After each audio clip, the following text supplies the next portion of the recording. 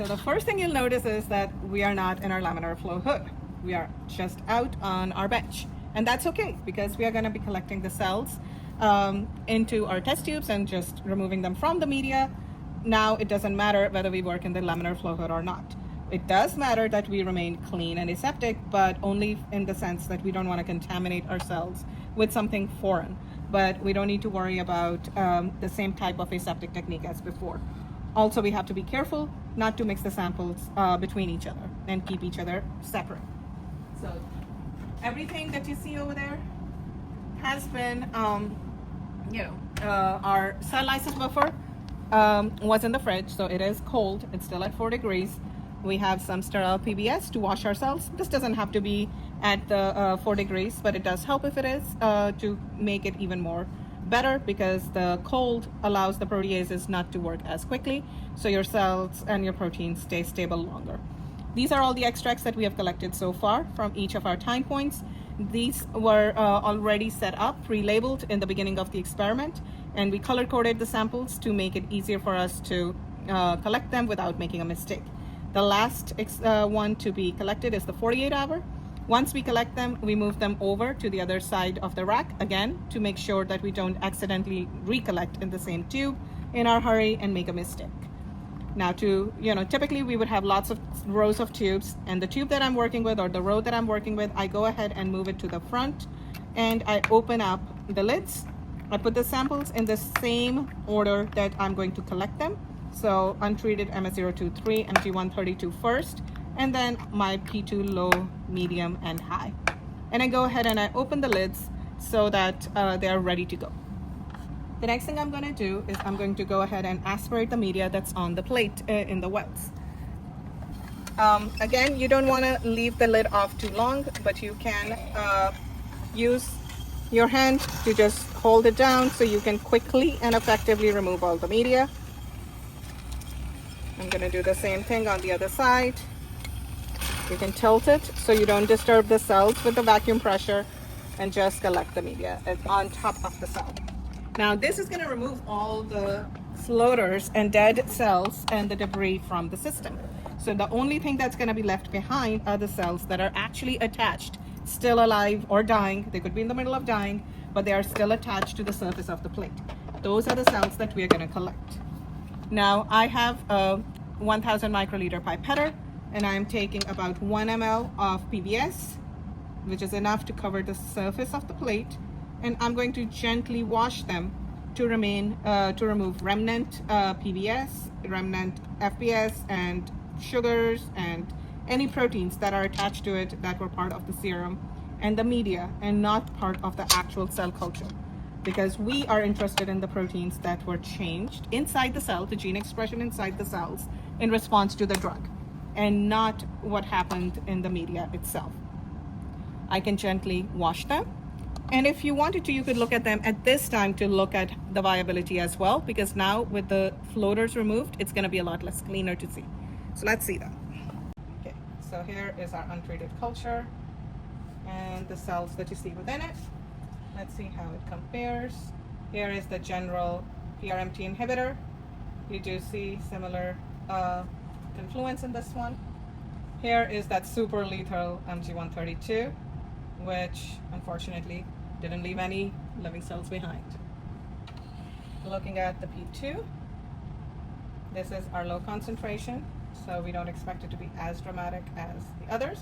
However, just looking at them, you can actually see that some of the cells have different thinner shapes and smaller sizes, which is part of what happens when they go through autophagy. Here is the medium, and this one's going to have less cells, and you still have some balls of cells that are clumping off, that are coming off, that will go away with the wash. And then here is our high. At least 40 to 60% confluence when we plated them, and we tried to get them to, by this morning, most of these cultures were 80% before we started to treat them. So what that does is that it gives us enough cells left over, even after death, to examine for all our cultures. So now we are going to be ready to extract. We're going to take the ice cold cell lysis buffer, and I'm putting 125 microliters in each one of my wells, and I'm just dropping it in. It doesn't matter. Now, the lysis buffer contains detergents that are going to help you permeabilize the membranes. Remember, the cell membranes are made of lipid, right? Lipid bilayer. And just like Dawn cuts grease, detergents break apart cell membrane. They put holes in them.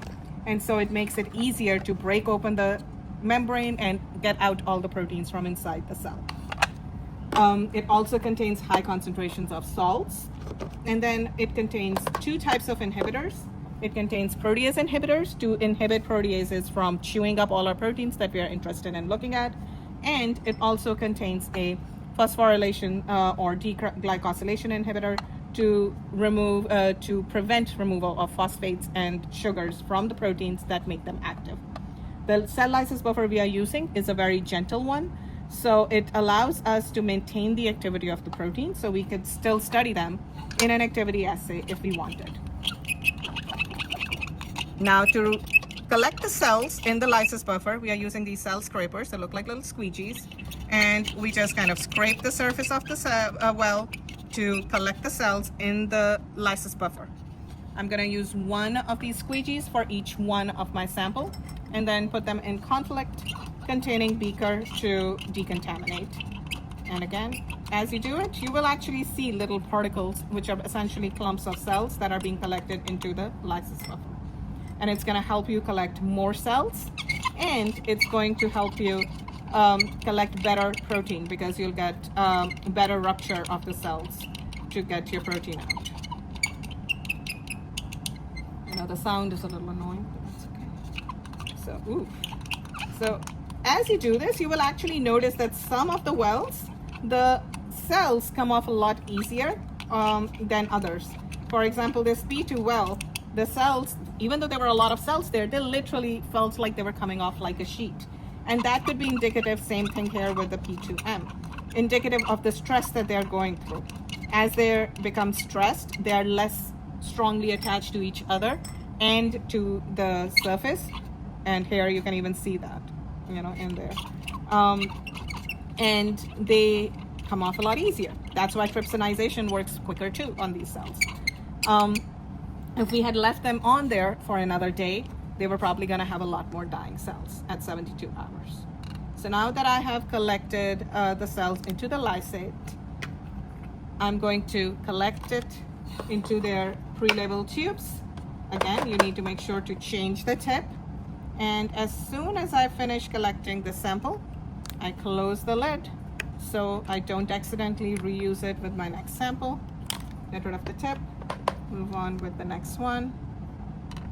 And you will actually notice that you will end up with a little bit more than what you put in, because obviously the cells are starting to rupture. There might be some residual PBS left behind, and that can add a little bit to the volume of your extract.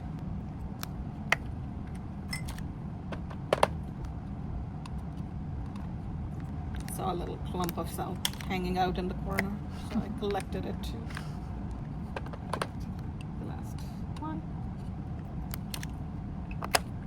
There we go, all done. And now you're ready to throw these in biohazard waste, and your tube should go straight away into the freezer. The least amount of time they stay out, the better quality extract you're going to have.